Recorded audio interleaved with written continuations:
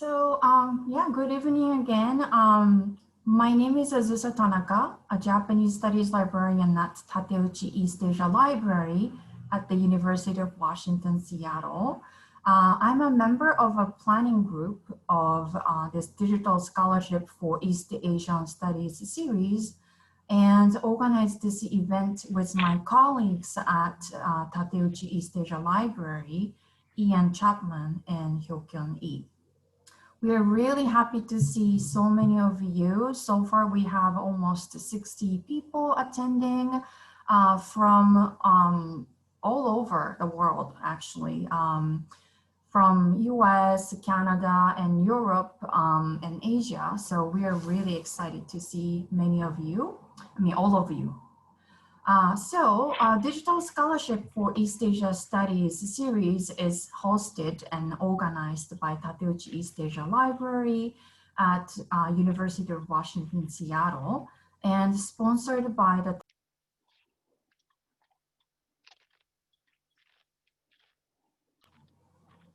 All right.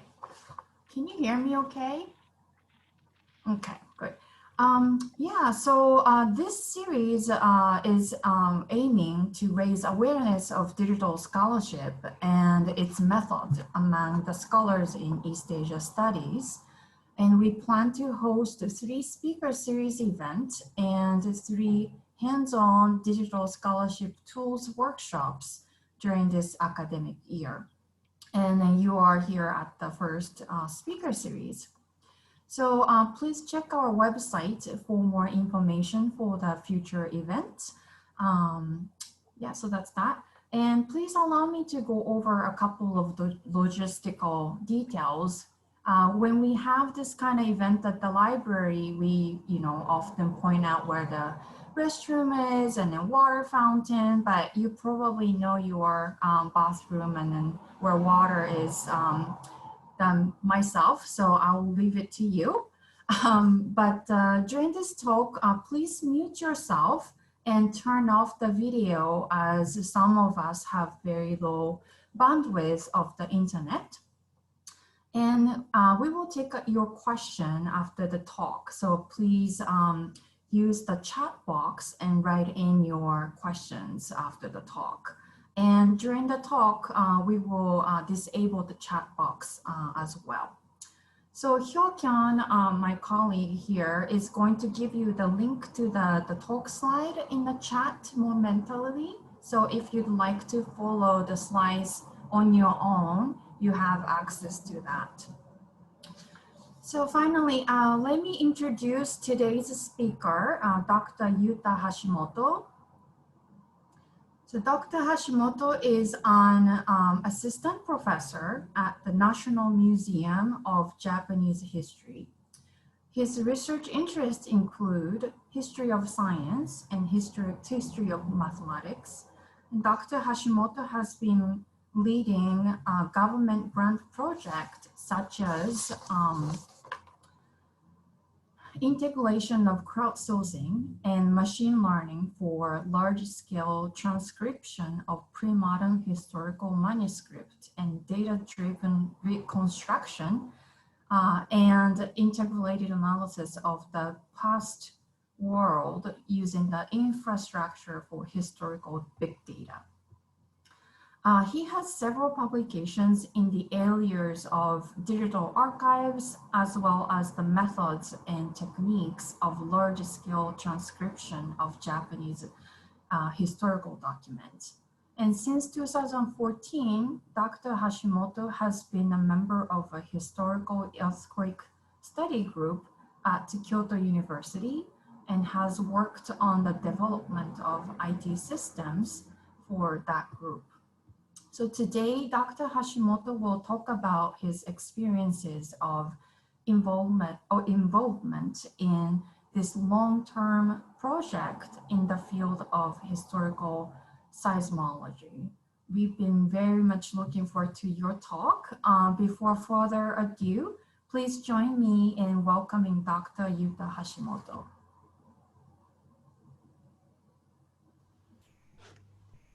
Okay. Thank you for your kind introduction, Tanaka-san. I'd like to thank Tateuchi East Asia Library and its kind staff for giving me this opportunity to speak here today. Okay, can I share the screen? Okay.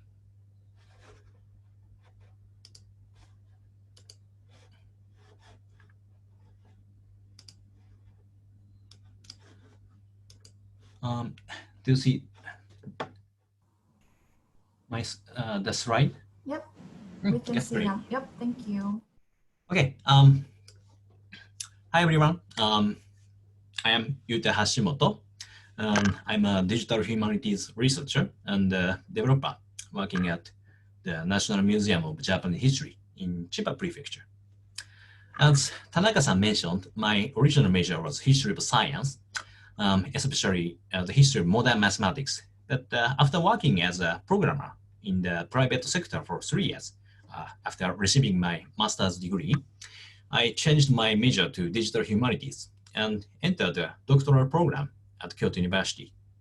Since then, I have been engaged in digital research on Japanese historical materials. And I started working at the National Museum of Japanese History 4 years ago. So today, I'm going to talk about the digital project on historical earthquakes that I have been working on over the past several years since I was a doctoral student at Kyoto University. Okay. So my talk is divided into 3 parts. First, I will give an overview of historical seismology in Japan. And second, I will introduce a crowdsourcing project that we launched for large-scale transcription of historical earthquake records. And lastly, I will talk about our current attempts to extract structured information from the historical earthquake records. And as you see, my English isn't good. So please let me know if I say something that's unclear. And before starting my talk, please let me explain a bit about this virtual background that I am using, because some of you may wonder what this creature is. This is a legendary mermaid or merman called Amabie. And actually, this background is the Utbrock print published in 1846 in Japan about this creature. And according to this Utbrock print, this creature appeared in the sea of Higo province, now Kumamoto prefecture, and on the southern island of Kyushu. And it gave 2 predictions saying for the next 6 years, there will be a bountiful harvest across Japan, but there will also be an epidemic. Amabie then told a local government official to draw a picture of Amabie and show it to the people. This story has spread among Twitter users in Japan, and Amabie went viral. And a lot of manga artists started to draw Amabie and upload to Twitter. Amabie was even adapted in the public safety campaign of Japan's health ministry against COVID-19. So, okay, so much for Amabie. Now, getting back to the main thread of this talk. So, I'd like to start by talking about one thing that Washington State and Japan have in common. Both are located near the Ring of Fire, one of the most geologically active areas in the world. And it is a site for frequent earthquakes and powerful volcanic eruptions. It is said that about 90% of the world's earthquakes occur in this area. So even though we are several thousand miles away from each other, from a geological viewpoint, we are in the same zone of the Earth, which is amazing, I think. Well, among the Ring of Fire, Japan is one of the most earthquake-prone countries in the world. Japanese islands are located on the boundaries of four tectonic plates: the Pacific, North American, Eurasian, and Philippine Sea plates. These four plates are interacting with each other. For example, the Pacific plate is moving towards the Japanese island 3 or 4 inches a year and diving under the North American plate. As these plates push each other, pressure builds and builds. Then, very unpredictably, that pressure releases. The release of such tension causes earthquakes. Every year, more than 1,000 noticeable earthquakes are recorded in Japan. On average, an earthquake of magnitude 7 occurs once a year, which often brings great damage to our country. 4 years ago, 2 large earthquakes struck Kumamoto Prefecture in Kyushu region. At least 50 people died, and about 3,000 people were injured by these quakes. The Tohoku Great Earthquake and the following tsunami in 2011 claimed the lives of more than 50,000 people, and more than 40,000 people are still missing. And as you know, the tsunami caused a nuclear disaster in Fukushima, from which we are yet to recover.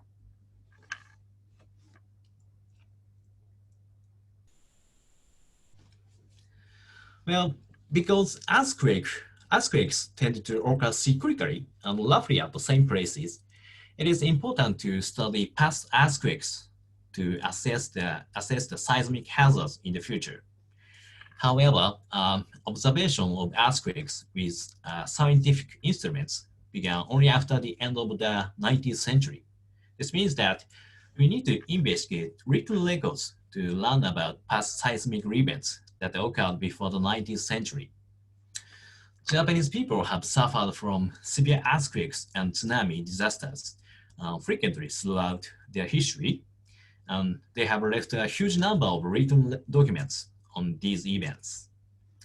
So studying past earthquakes based on such documents is called historical seismology.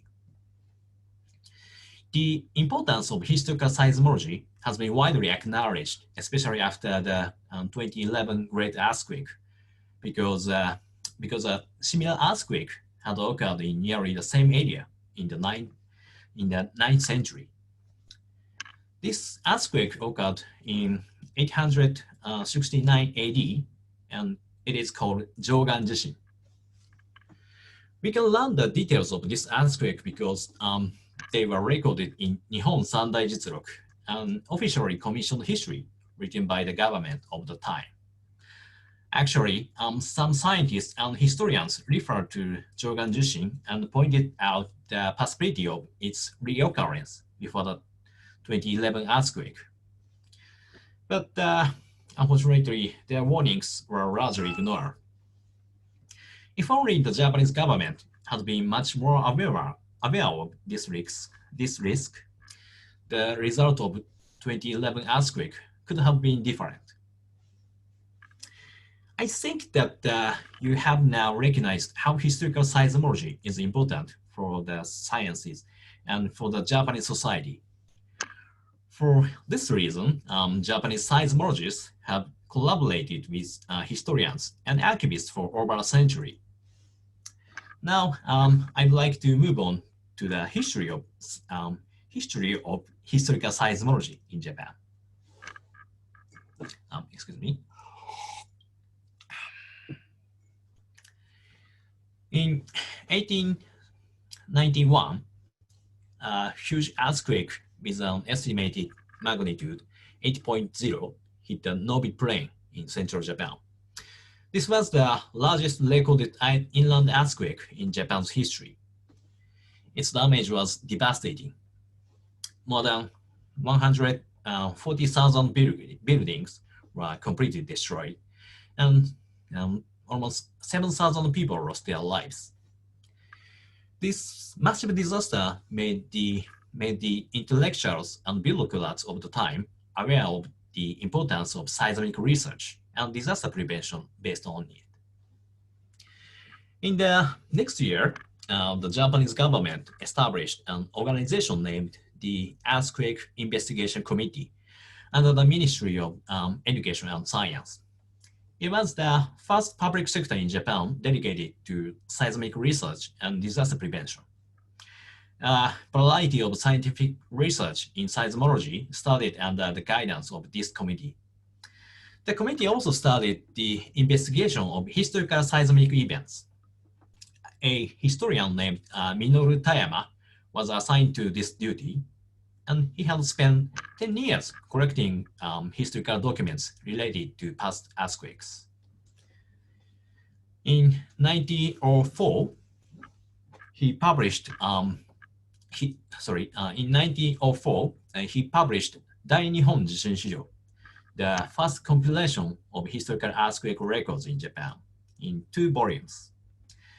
The committee has been the center of seismic research in Japan for over 3 decades, but it was dissolved in 1925 because they couldn't make effective measures to the Great Kanto earthquake of 1923, in which 130,000 people died.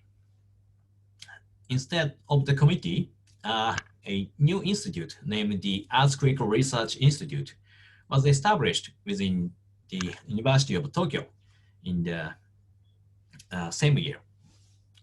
The work of Tayama Minoru was taken over by a seismologist and historian, Musashi Kinkichi. From 1941 to 43, he published another compilation of historical earthquake records, Zote Dai Nihon Jishin Shiryo, in 3 volumes.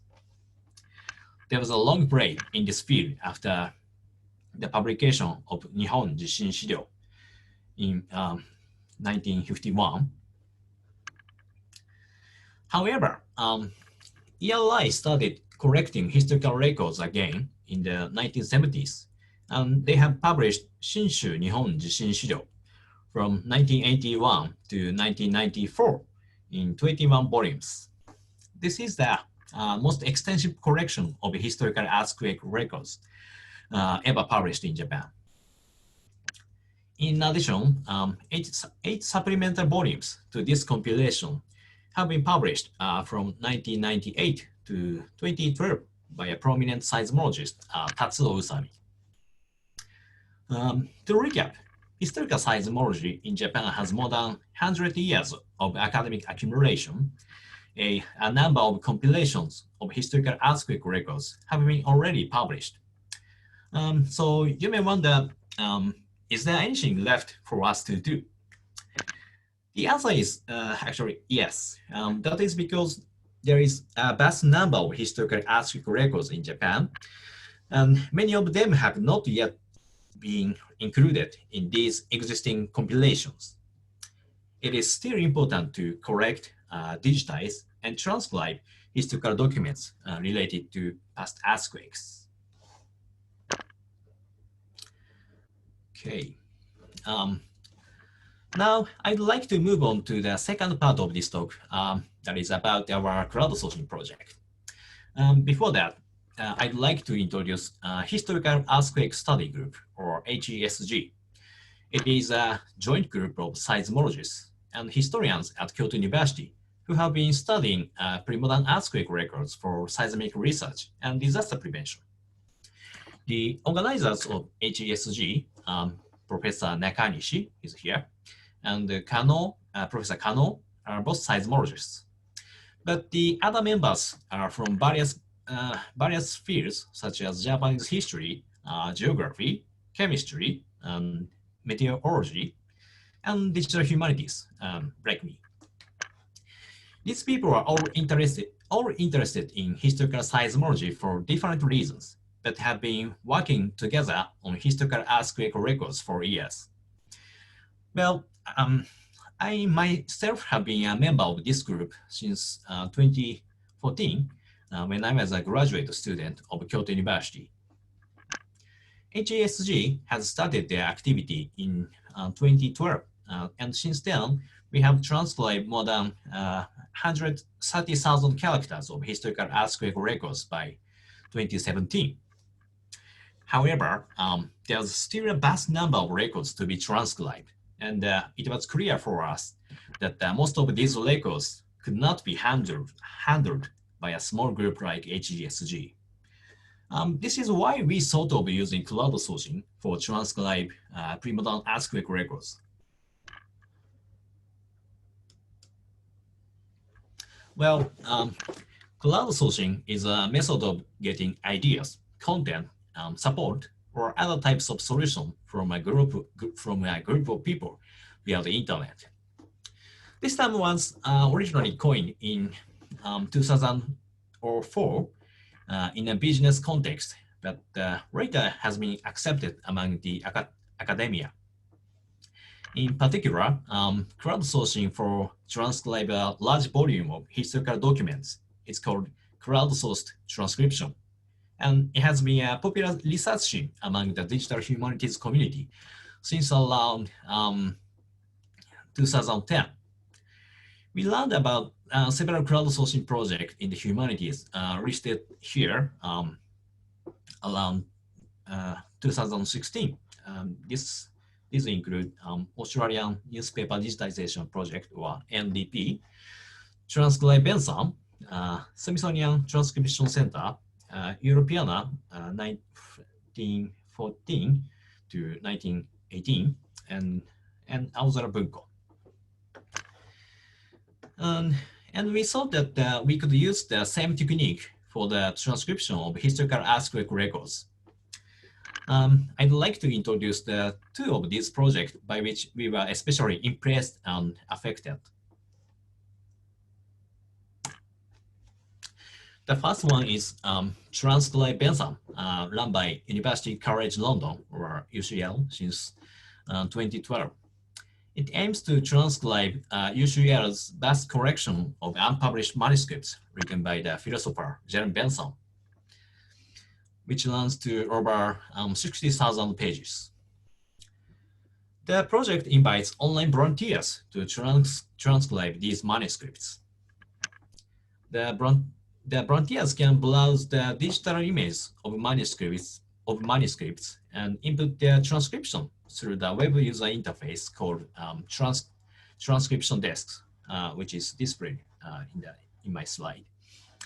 Once the transcription is done by a volunteer, the reviewers hired for the project will check the transcription and decide whether they will approve it or not. The project has been covered by a number of media, including the New York Times, and has drawn widespread attention. According to the project website, 24,000 pages have been transcribed through this project.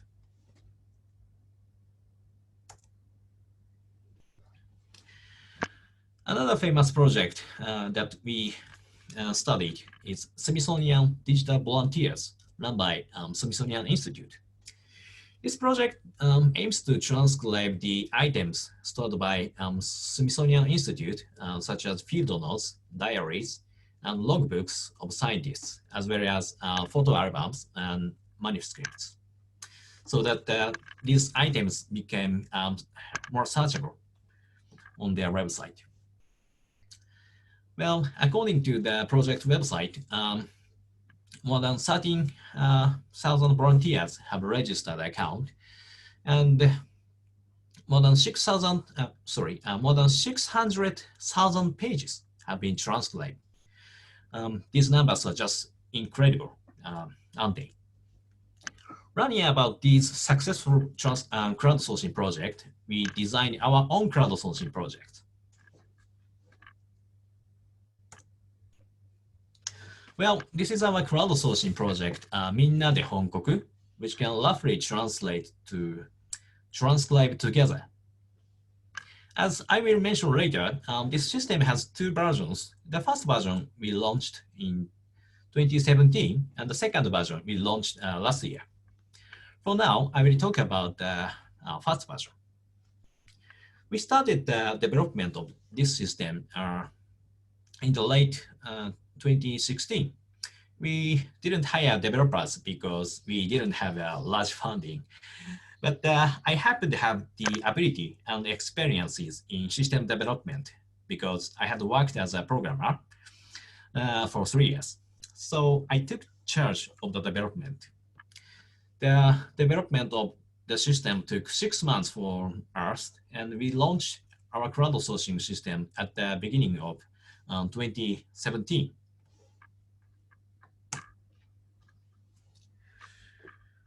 Excuse me. The first goal we have set for the Minna de Honkoku, our project, is to transcribe all the 114 books from the Hashimoto collection, which is composed of historical earthquake records collected by a seismologist, Michio Hashimoto. And they are digitized by Earthquake Research Institute, or ERI, at University of Tokyo.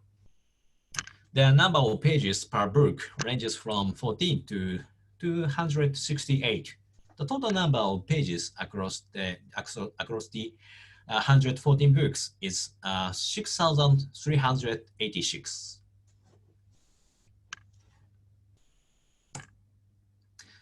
Well, what you see now is the transcription editor of our system. Each of the project participants is prompted to read the document displayed on the right side and to input their transcription on the editor on the left side. The idea is very simple, and it looks pretty easy, doesn't it? But actually, it's much harder than it looks.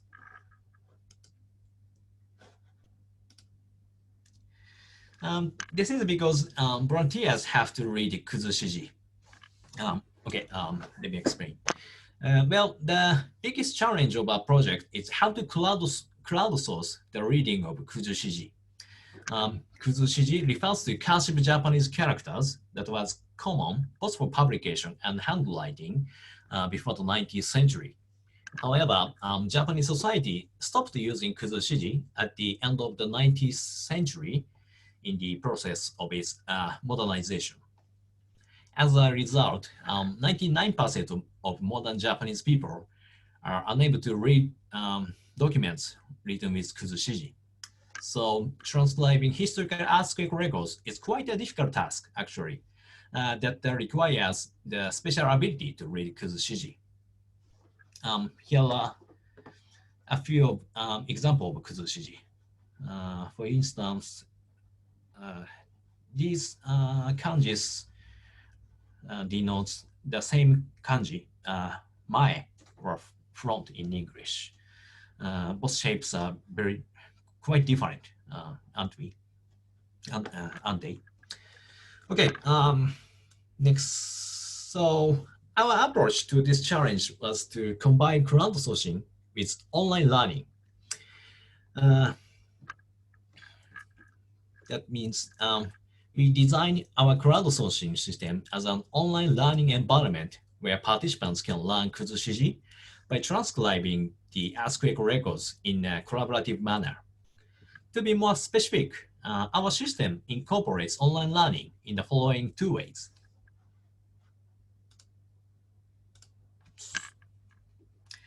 First, we collaborated with a mobile learning app named Kura, Kuzushiji learning app. Kura is a learning app for reading Kuzushiji developed at Osaka University in 2016. For the last 4 years since its release, Kura has been downloaded over 140,000 times.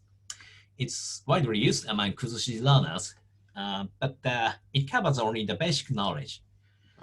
In order to master Kuzushiji, you will need to practice by reading a lot of actual stuff from premodern Japan. We asked the developers of Kura to put a link to Minna de Honkoku, our system, so that the users of Kura can gain more practical training by transcribing actual materials on our website. In this way, they can begin participating in our project as a continuation of their learning. Also, for the quality control of transcriptions, Minna de Honkoku implements a system similar to so-called distributed proofreading, originally adapted by Project Gutenberg.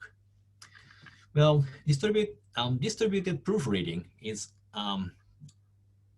developed for proofreading OCR scanned e-text collaboratively. But we found this method can also be used for the collaborative learning of Kuzushiji. I'm going to outline how it works. First, when you transcribe an image on the editor of our system, your activity will be shared on the timeline that is common to all the users of Minna de Honkoku. Anyone can review and correct your transcription. And when someone finds an error in your transcription and makes a correction on it, you will get a notification like the ones you receive on Twitter or Facebook. The notification comes with the feedback that informs you of what mistakes you made and how they were corrected by the other users. In this way, the users of Minna de Honkoku can learn Kuzushi collaboratively, improving the transcription quality at the same time. Okay, I'd like to demonstrate how our system works. I'm gonna switch the screen. Okay.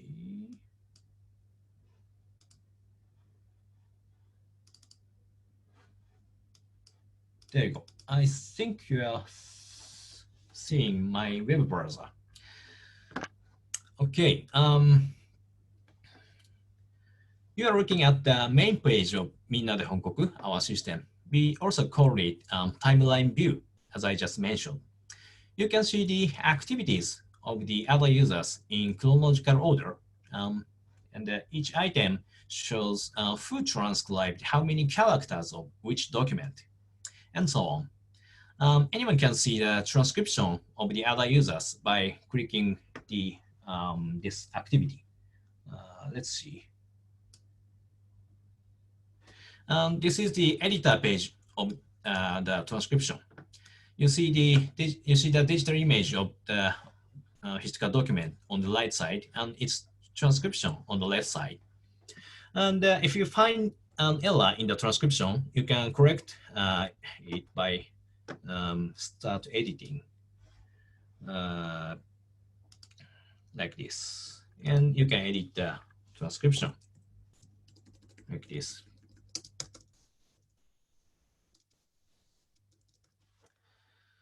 And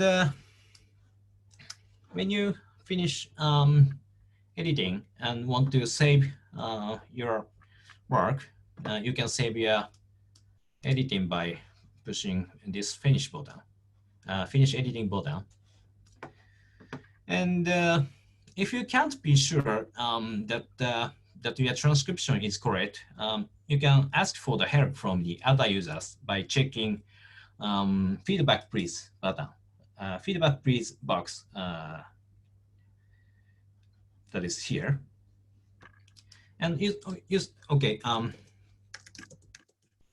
And also you can communicate with other users by leaving a comment as an editor's comment. Okay, but for now, I will not save this transcription. And when your transcription got reviewed by other users, you will get a notification displayed on the panel at the top right of the screen. Oops. Oh. That's not what I mean. Oh, that's the notification panel. From this notification panel, you can jump to the editing history of the document like this. So this is the history page. You can view the revision history of each users like this.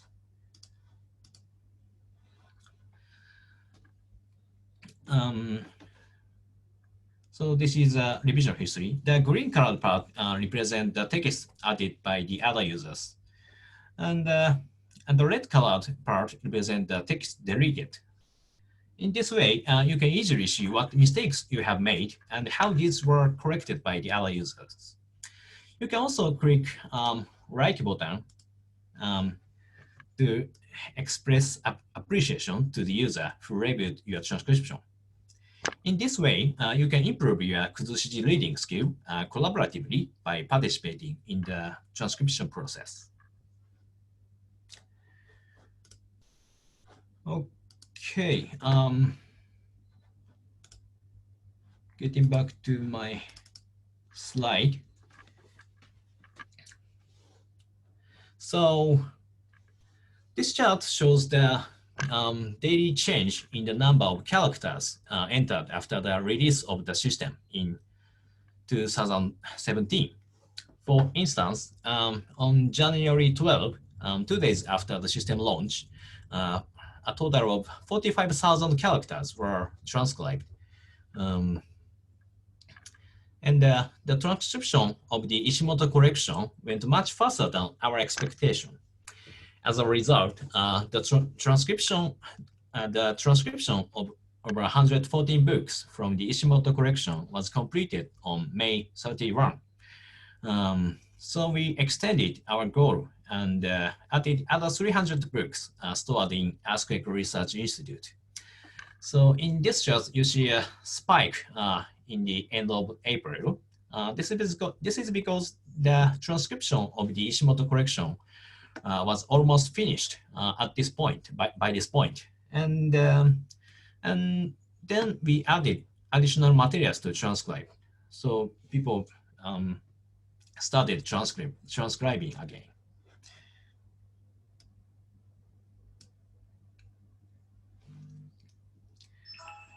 Okay, this is so by March 2019, the transcription of the whole collection of ELI has finished. By this point, almost 6,000 people had registered an account on our website. Actually, most users have never come back after creating their account, but a small number of regular volunteers have eagerly contributed to our project. There are 40 users who have transcribed more than 10,000 characters. The most advanced users have transcribed 700,000. The total number of characters transcribed by these volunteers reached 60 million. In order to measure the accuracy of the transcription, we hired 2 historians who have PhD of Japanese history and asked them to review the transcription of 300 images randomly chosen from the Hashimoto collection. This survey showed that the transcription text include 1.5 errors out of 100 characters in average. In other words, the overall accuracy of the transcription was 98.5% in character basis. So the accuracy was not perfect, but we think it's good enough for our purpose, and it's actually pretty good considering the fact that all that work had been made by non-expert volunteers.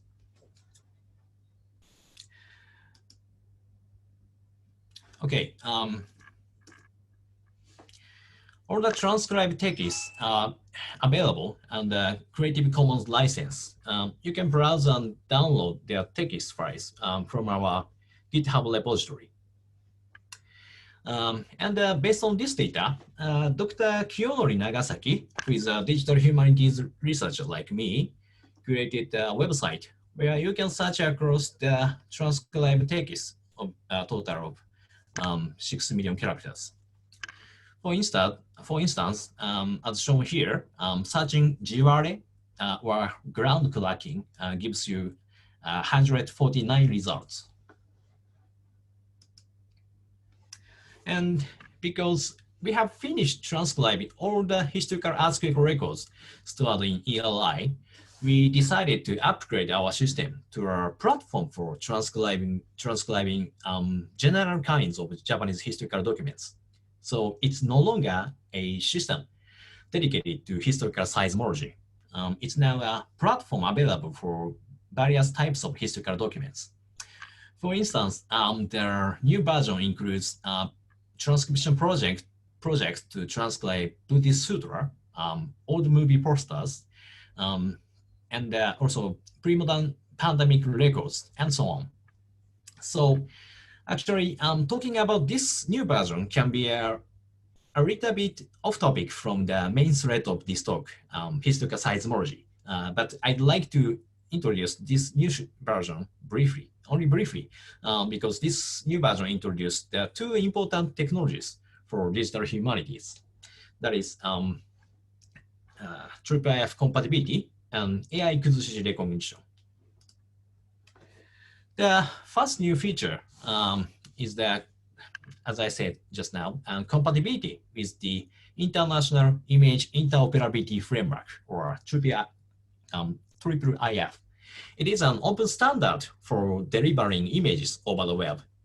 It is particularly designed for cultural institutes such as libraries, archives, and museums. IIIF has been developed and standardized by the IIIF Consortium, comprising more than 40 academic and cultural institutes since 2012.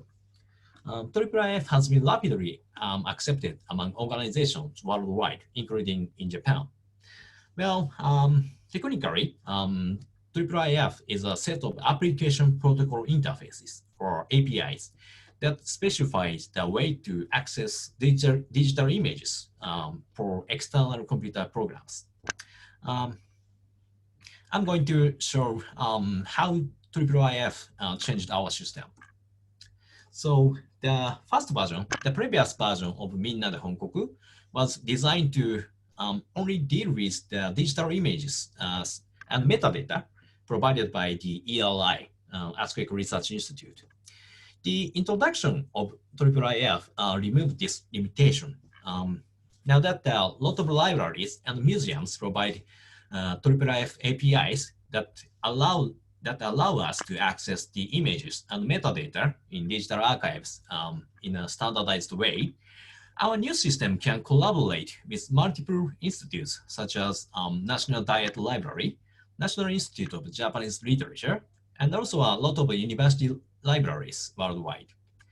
To put it simply, our system has become a platform where multiple transcription projects can run simultaneously.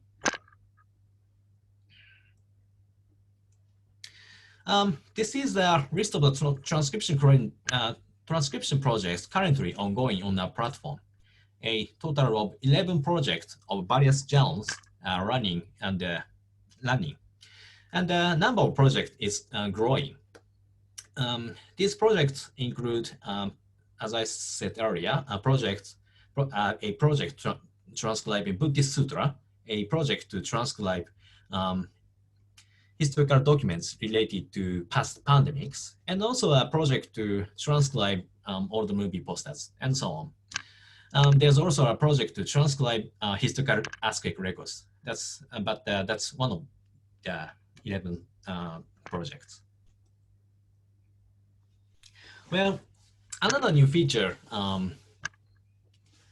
in our new version, added to our new version, is AI-based recognition of kuzushiji. This feature was a result of our collaboration with AI researchers. So here's a video of AI in action. As you see, when a user selects a kuzushiji like that,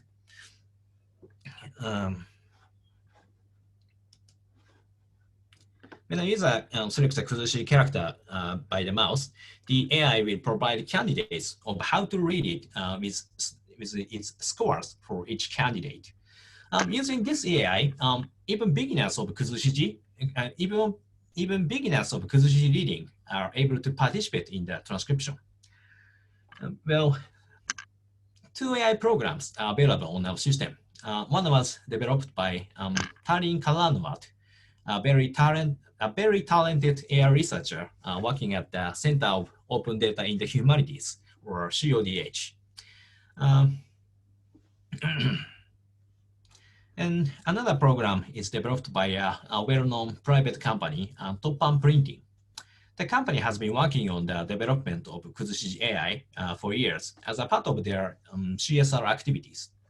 The suggestions made by these AIs are actually not always accurate, but their suggestions can be great help for users, especially for the beginners of Kuzushi reading.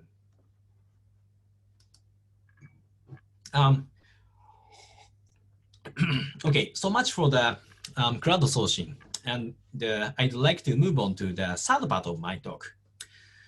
So through our crowdsourcing project, we've got the digital text of almost 500 historical earthquake records. The total number of the characters across these records is over 6 million.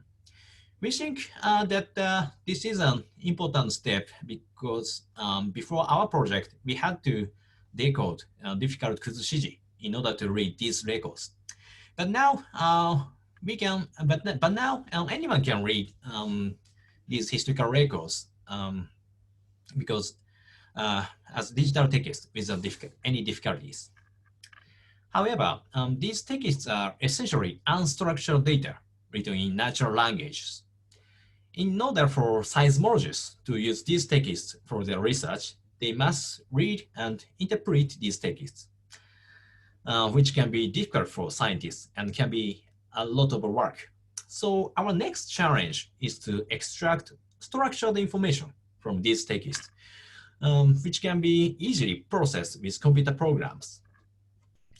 Then, what kind of information should we extract from historical earthquake records? We are not in full agreement on this point, but it seems to us that at least the following information is needed. The first two are the name of the person who made the report on the earthquake damage, and whether his or her report was just heard or experienced. This information will be necessary to assess the credibility of the report. The third information is the type of the event described in the report. It is about building damage or landslip or ground cracking and so on. The information expressing the date and the location of the event are needless to say important. Also, information on the extent of the damage, like the extent of structural damage, is required to estimate the intensity of the earthquake. Then, how can we do? So then, what can we do if we have such information in hand? To illustrate it, I'd like to introduce a study done by one of the members of HGSG, Junzo Omura. His study was about the Kyoto Bunsei earthquake that occurred in Kyoto in 1830. The magnitude of this earthquake is estimated to be 6.5. It was an inland earthquake that caused extensive damage to the city of Kyoto and other areas. Historically, the city of Kyoto has been struck by several large earthquakes. The Bunsei earthquake is the latest one among them. However, because this earthquake occurred before the advent of modern earthquake observation with instruments, we need to investigate written records to study these earthquakes. Well, my colleague Junzo Omura collected 21 historical documents on this earthquake, and made a list of 1,500 reports on earthquake damage from those documents. In addition, he specified the location of the 1,100 reports, and he created the data table of these damage reports. This table consists of the columns like title of the source document, name of the reporter, and date and location of the event, and so on. This is an example of what I have been referring to as structured information from earlier. It is easy to process with computer programs, and it is easy to create visualization based on it.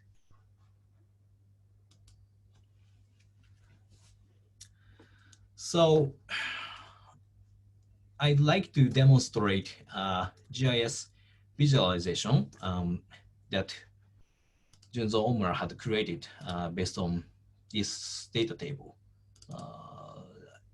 Okay. So this is a visualization of the Bunsei Kyoto earthquake. This was created using ArcGIS, a very popular general purpose GIS software developed by a company, ESRI. And what we are looking at is the city of Kyoto.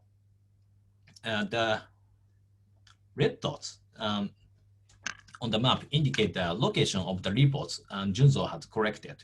By clicking each dot, you can see the details of the event, including the name of the reporter and source text also as well. These reports were categorized into several types, and using the tabs above the map, you can change the type of the reports to be displayed on the map. So clicking the fifth tab from the left, you can see the reports of building collapses. So the previous studies on this earthquake published from 1970s to 1990s estimated that the epicenter of and the seismic fault of the Bunsei earthquake were in the northeastern area of the Kameoka basin, which is around this area you see now. The reason of this estimation is because multiple active faults had been found in this area. However, as far as Junzo investigated, there is no record of earthquake damage in this area. In addition, the seismic intensities that Junzo estimated from these reports are most strong around Mount Atago. Okay.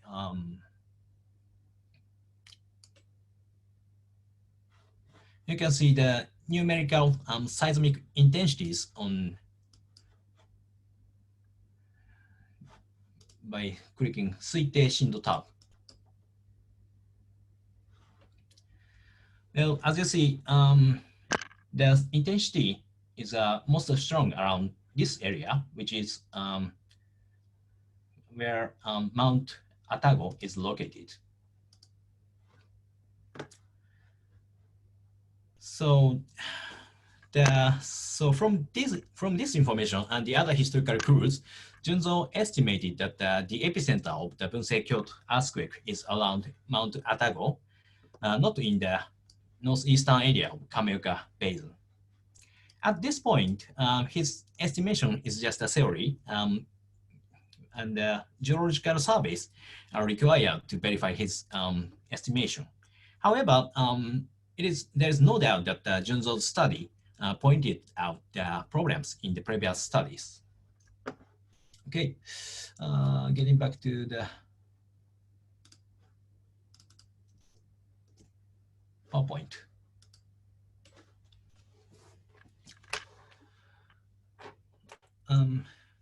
There are three major benefits in creating a geographical visualization like this. First, it can be easily shared with others on the web. Second, it is very useful for presenting evidence and process of reasoning. And third, the data created for the visualization can be used for scientific analysis. Junzo had to correct and compile these data manually by himself, so a lot of work was needed for this study.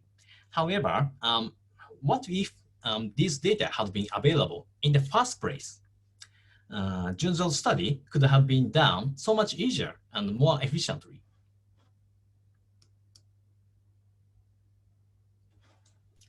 I'm running out of time, maybe. So I should be a bit hurry up. Okay, the next question is how we can generate such structural data from the transcribed text.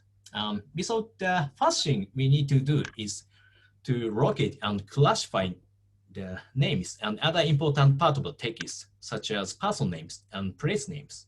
In other words, we thought we need to annotate the transcribed text. What we are looking at it is a letter describing the damage caused by 1854 Iga-Ueno earthquake. One of my colleagues manually annotated this text. The parts colored yellow represent dates, and the green colored parts are person, and the red colored part represent type of the events such as quakes, and so on. In the field of natural language processing, or NLP, these parts of text to be annotated are called named entities. And the technology to locate and classify these named entities is called named entity recognition, or NER. NER is a technical area that has been studied for many years, and there are various programs to conduct NER on modern Japanese text. However, using these programs on modern Japanese text like ours is quite difficult at this point because the style of writing of pre-modern Japanese is so different from the modern text.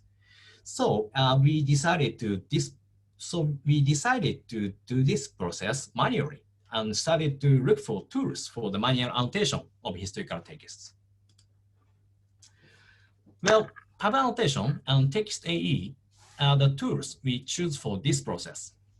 These tools have been used in the field of life science, actually. In the field of life science, a huge number of papers are published every day, and there are some researchers who try to extract structured information about diseases and genes automatically from the papers so that they can create database from the written papers. Both PubAnnotation and TextAE are the tools developed for this purpose by Jin Dong Kim, an NLP researcher working at the Database Center for Life Science, or DBCLS. While these tools are intended for research papers written in English, they can also be used for historical Japanese text without problems. Let me demonstrate PubAnnotation first. Okay, I will switch the screen again.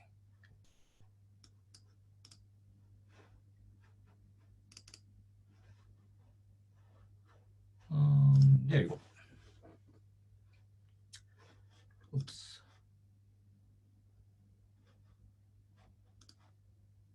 Well, what you see now is the main page of PubAnnotation, which is an online repository of text to be annotated and annotations created on these texts. Once you created an account, you can upload these texts and annotations you can upload text to PubAnnotation and share them with other users. Both texts and annotations are stored on a project-by-project basis. And so here's our project, Minna de Honkoku project. It has about almost 500 documents, all of which were transcribed on our system. You can see the details of each document by selecting the item selecting an item from the document list. And like this. Oops. So you are seeing the transcribed text of this document. So by clicking the text A button below the transcribed text, you will jump to TextAE, where you can browse and add annotation on this text. Let's create an annotation on this text. So this, oops, sorry. So this text is called 地震年代記, and it's a chronology of historical earthquakes. So here's a date, Ansei ni, the second year of Ansei. So I'm going to annotate this part of the text with date time. Oh, I have to. Oh, that's better.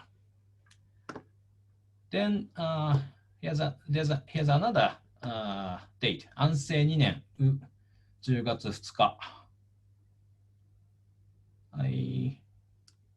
Okay. Now this part is annotated. And also at this part, it says there was a large quake. So I'm going to annotate this part with another annotation, type of annotation. Okay, this one. This part was just this part was annotated with as event, and this part says all the warehouse in the area were completely destroyed. So I'm going to annotate this part as damage, and so on. So once you have finished annotating, you can save the your annotation by clicking Save button, and it will be uploaded to PubAnnotation. So, well, the data sent to PubAnnotation was stored along with the original text. The annotations you created is available in JSON format or JavaScript object notation format, which is a quite popular data format for exchanging data over the web. Once you have annotation data in JSON format, you can easily process it with Python, JavaScript, or any programming language you like. By the way, this is JSON data you will get. So to recap, TextAE is a web-based application for browsing and editing annotations on text, while PubAnnotation is an online repository for the text and annotations that allows you to publish and share your annotations. I have demonstrated only a tiny bit of the features of these two tools. If you are interested in them, please watch the video tutorials by Dr. Kim, the developer of these tools. And actually, we have started using PubAnnotation and TextAE only recently, and we haven't made much progress on the annotation process. We will work on it over the next several months, or probably a year. So I'll give you a brief overview of our future prospects. Okay, I'm gonna get back to the slide. There you go. Oh, one more thing.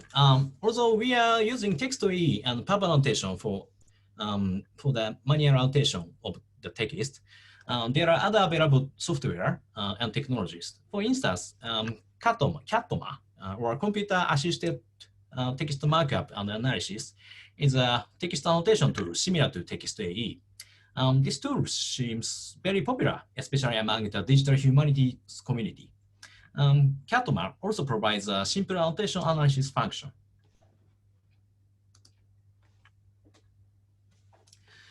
So even if we complete this annotation process, we can't immediately create a GIS visualization like the one Junzo Omura created. This is because in order to plot the place name on the map, we need to associate the place names with their geographic coordinates. Likewise, we need to associate annotated names with entities in knowledge bases in order to semantically understand these texts. This process is called entity linking, or EL, in the field of natural language processing. Let's think of a very simple case. Suppose we have a text saying Paris. Paris is the capital of France, and we annotated both Paris and France appearing in the text. Entity linking is a process that maps these names with entities in a knowledge base or external database like Wikipedia. Needless to say, we need databases to associate these annotated names. So we are still looking for various databases for this process. But I'd like to introduce the 3 databases that we found pretty useful. The first one is Historical Gazetteer dataset, or 歴史地名 data, released by the National Institute for the Humanities, Japan. Sorry. Before the advent of this dataset, it was quite difficult to locate the geological coordinates of historical place names in Japan, because many of the place names are no longer in use. This dataset contains 300,000 historical Japanese place names, along with their geographic coordinates. The data is available in CSV format and can be freely used under the Creative Commons license. Our plan is to associate the place names appearing in our text with the entries in this dataset so that we can visualize them on the map. Well, Historical Disaster Database, or 災害事例 database, is a database of natural disasters that occurred in Japan throughout its history. The database contains 58,000 records of natural disasters spanning from 416 AD to 2014. This database is a great resource for historical seismology research. However, each of the entries does not have references to historical texts because this database were based on secondary or tertiary literature. So if we can link our transcribed text to this database, the database will be more complete and will be more useful. The third one is HuTime, developed by Tatsuki Sekino, who is a digital humanities scholar at the International Research Center for Japanese Studies. HuTime is more like a web service than a database. Well, a major problem in dealing with historical dates that appear in historical texts is that they are written in the lunisolar calendar that used to be common in East Asia.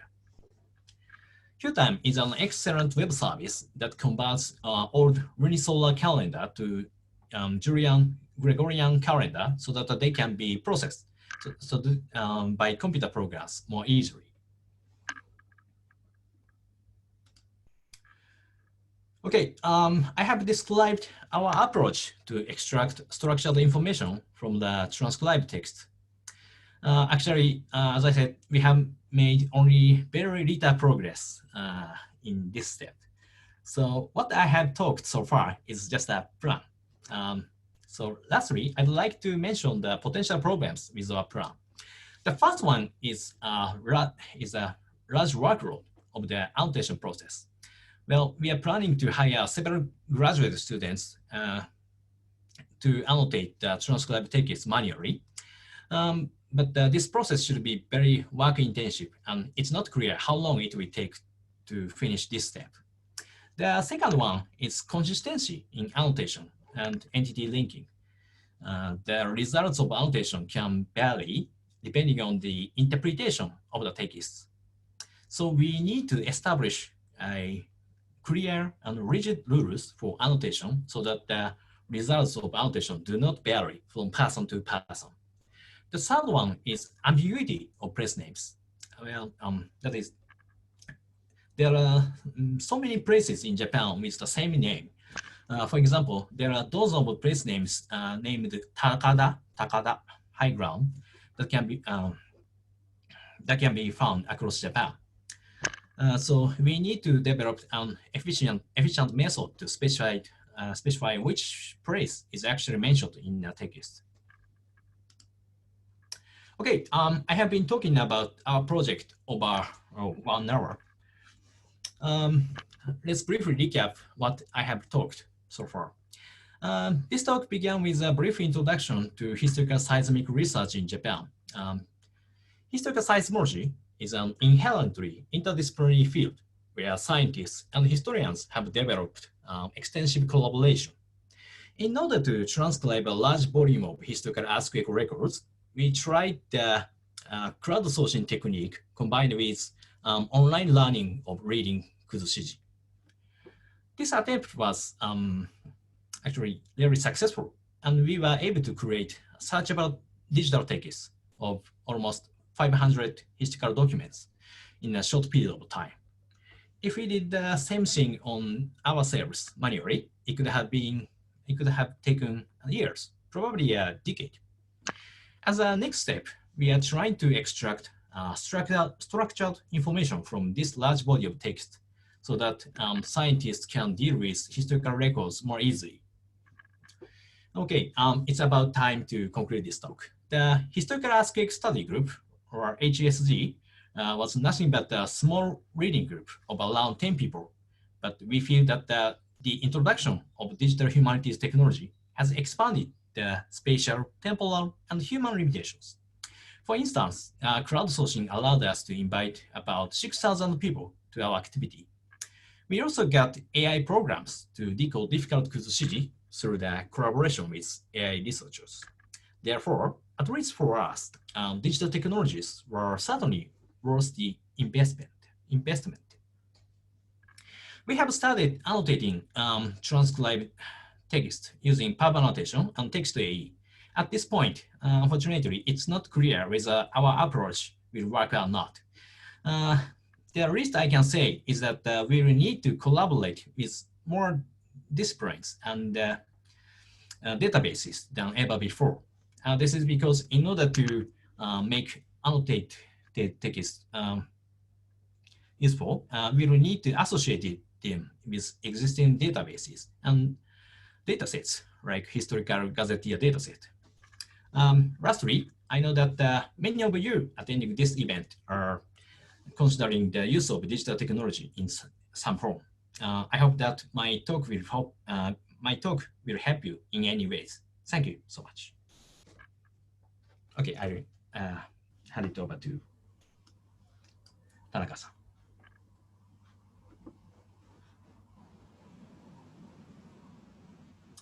Okay, well, thank you very much, Dr. Hashimoto, for sharing with us such fascinating and innovative ideas and projects. I couldn't sleep last night because I was so excited about today's event, but I don't think I can sleep again tonight because you introduced us, such an interesting ideas. So thank you very much.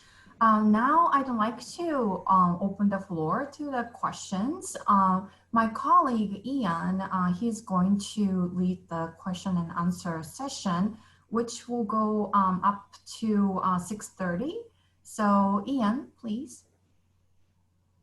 Thank you, Asa, and thank you, Hashimoto-sensei, for a very stimulating talk.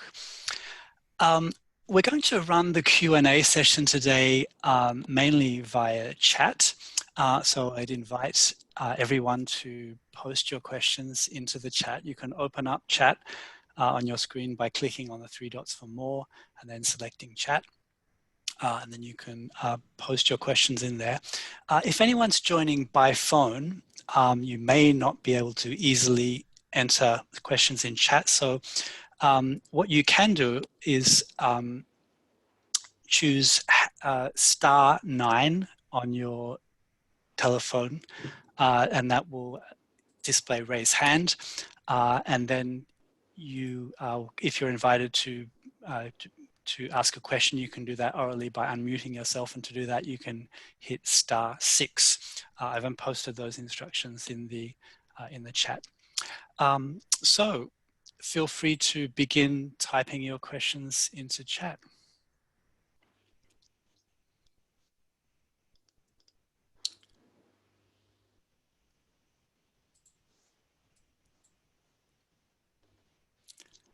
Okay, so we have one question here from Atusa, just to get the ball rolling, what everybody else is thinking.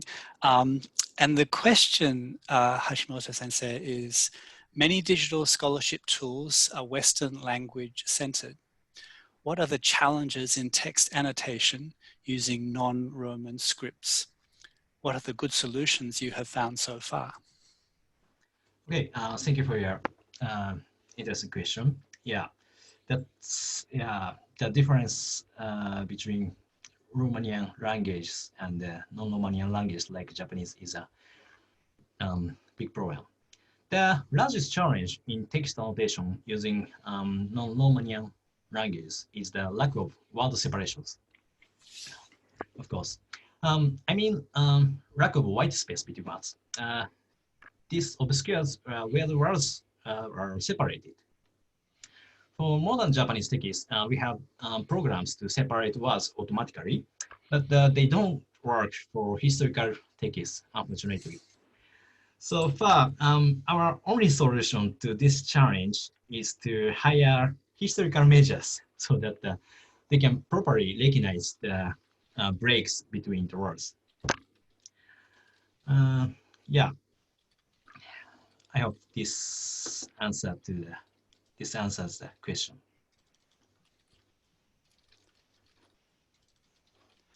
Thank you very much. So we have a second question. This is from Sarah Gonzalez. And this question is, I'm interested if other seismological projects have used your database, perhaps calculating recurrence intervals. Seismology projects have used database. Calculating recurrence intervals. Unfortunately, I'm not a professional seismologist, but many of my colleagues in this field are using such databases for calculating this kind of task, I think. Okay, thank you. I hope this answers the question. And this is a question from Elliot Stevenson, and I should stress in passing, if you don't mind, I'll just read your name when I'm asking the questions, but if anybody would like to remain anonymous, then please just indicate that along with your question. This is a question from Elliot Stevens. Have you done some research into why people choose to do crowdsourced transcription, especially the super transcribers who have devoted so much time and energy? Is it because they care about the project, or do they find it fun? Do they find a community that they like? Yeah, that's a good point. Thank you for your question. Yeah, we did a small research on this topic. Actually, we conducted a questionnaire to the participants of our project. So according to the result of this research, most of the participants of our project choose to do crowdsourced transcription mostly because for fun and also for their learning. So also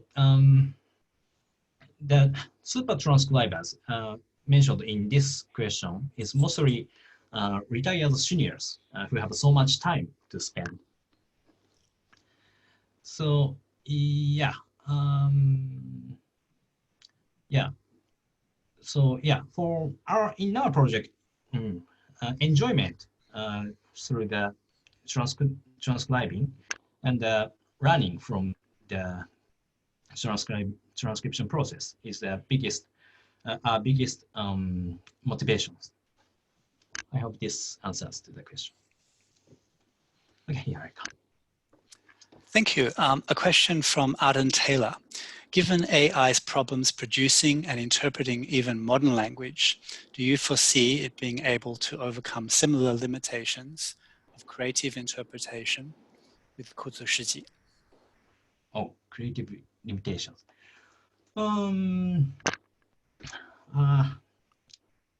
Well, yeah. That's a good point. As this question says, the current Kuzushiji AI programs has limitations. To be more specific, these AIs are all image-based. It doesn't interpret the text. It doesn't use context of that text to recognize Kuzushiji. So maybe so in order for AI programs to make a more creative interpretation with Kuzushiji, I think a totally new mechanisms will be needed. I hope this answers to the question. Okay, a question from Kasia Liusis, and apologies if I've mispronounced that. Professor Hashimoto, thank you for this terrific and inspiring presentation. I would appreciate hearing more about how your project recruited and encouraged crowdsourcing. Yeah, we used mostly two measures to recruit people for our project. One is media, like newspaper and web media. So we made through our university staff, we made contacts with media staff and asked them to ask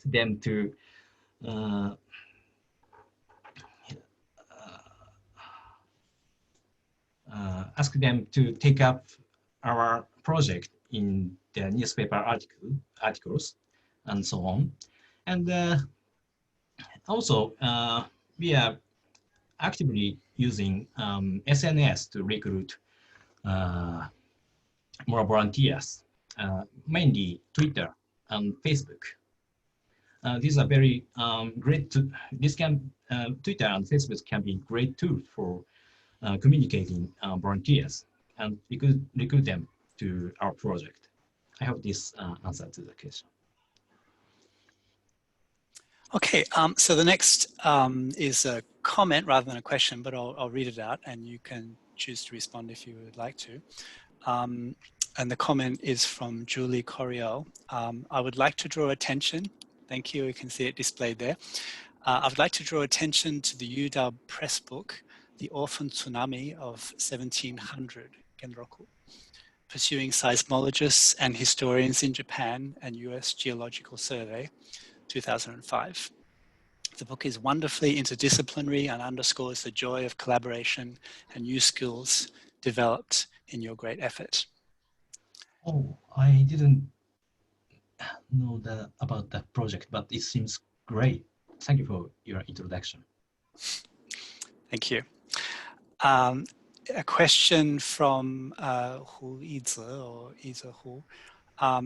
Thank you for the fascinating presentation. Besides transcribing, what else do you think crowdsourcing can do to increase non-experts' participation in historical research? Yeah, that's a very good point. One is we can crowdsource the correcting process of historical earthquakes across Japan, because it is said that more than 0.1% 1.2 billion historical documents are preserved across Japan, and it's just impossible for a small group of researchers to correct these records. So we need the help of a lot of people. So it would be great if we can crowdsource this process, but we haven't tried yet. Okay, that's it. Thank you. A question from Wanchen Lee. Thank you for a great talk. You mentioned entity linking to existing databases taxonomy and the challenge of ambiguous place names.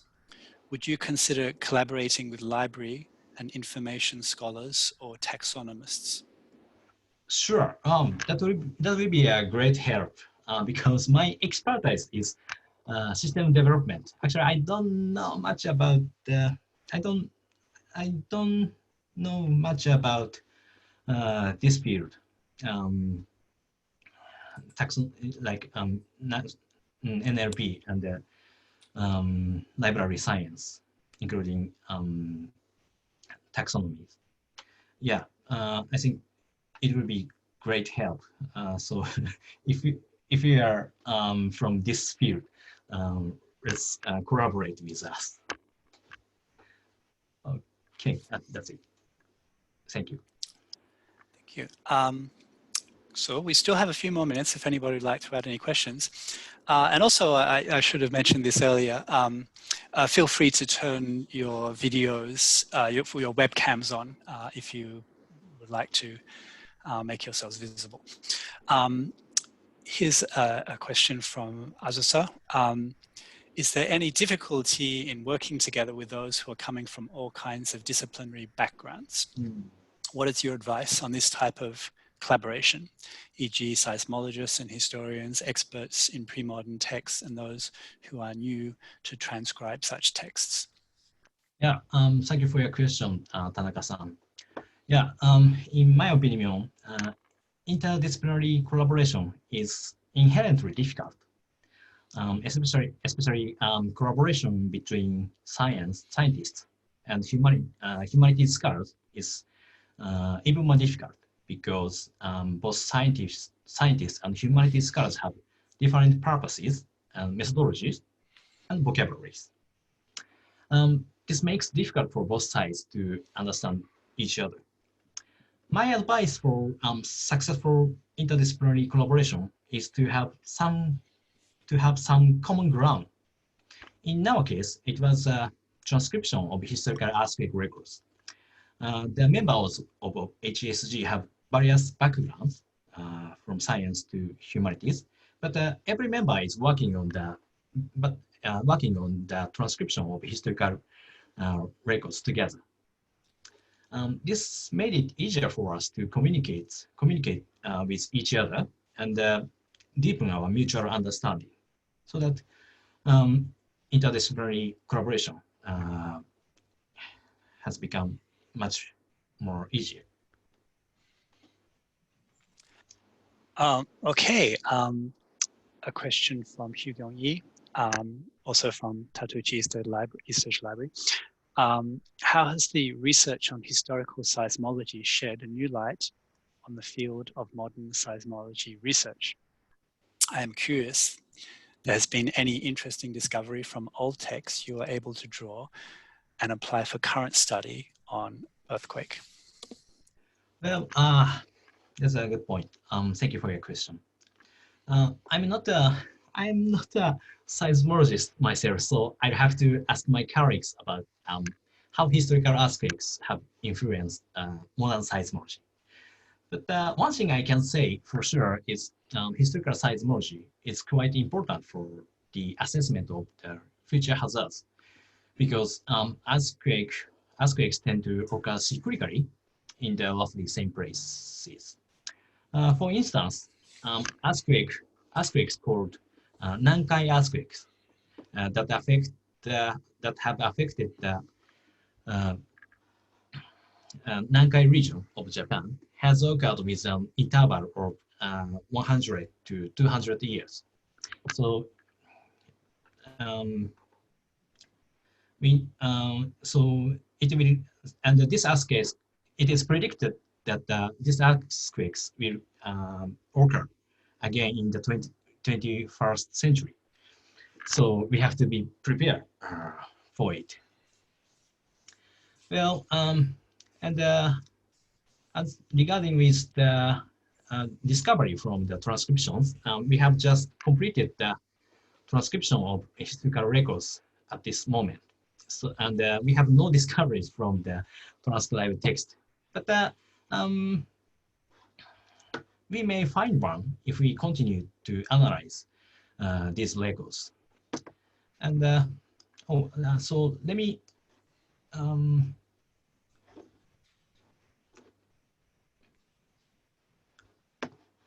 yeah. Yes, I hope this answers to the question. Thank you. We may have time for one final question if anybody would like to offer one. Okay. Atwater asks a question. Earthquake hazards in Chile were recently clarified through Japanese written records of trans-Pacific tsunamis of 1730, 1751, and 1837. Yeah, and that news it was very, very interesting. So the tsunami caused by the earthquake went all the way across the Pacific Ocean. Very interesting. Okay, I'm sure we could ask many more questions after this fascinating presentation. But thank you very much, Professor Hashimoto, as a post by Untitled, but I think we all share in that sentiment. Azusa, back to you. Great, thank you, Ian. So yeah, thank you very much, Dr. Hashimoto, and then all of you for attending. It was so wonderful to have you all. And I'd like to take this opportunity to thank Tateuchi Foundation for sponsoring this event. And our next digital scholarship for East Asia Studies will be a 2-day hands-on workshop on TEI, Text Encoding Initiative, and then it will be held on November 2nd and 9th. So please follow our social media and library calendar for the future event information. So this is the end of the event. Thank you very much, Dr. Hashimoto. And yeah, thank you all. Stay safe. Thank you.